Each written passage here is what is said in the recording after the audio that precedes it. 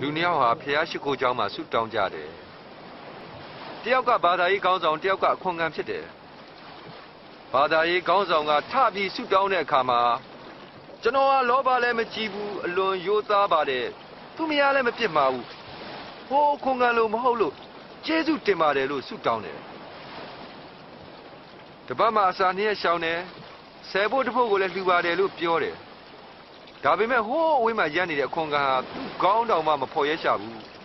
အလွန်နှိမ့်ချကျိုးနေစွာနဲ့ကိုတော့ကျွန်တော်ကိုခွင့်လွှတ်ပါလို့ပြောတယ်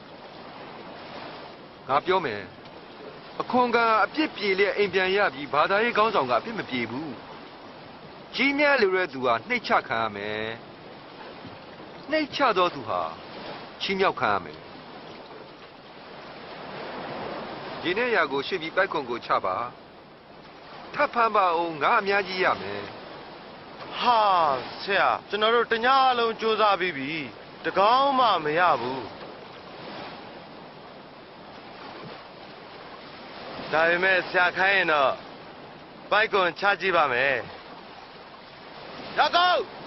ရော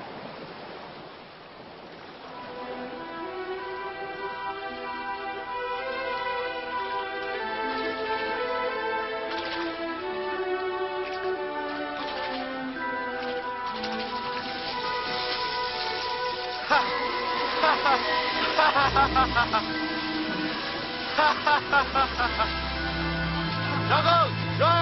မင်းတို့လေဒီဘက်လောက်ခဲ့ဟဲ့ညံ့ဟာအားရများကြီးပဲတကြရေး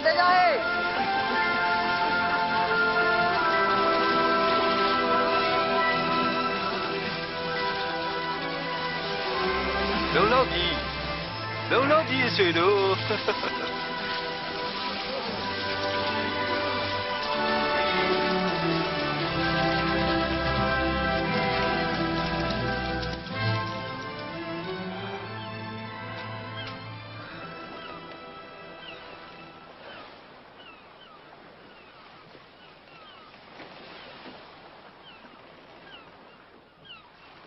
ကျွန်တော်ကိုမပေါင်းတိုက်ပါဘူး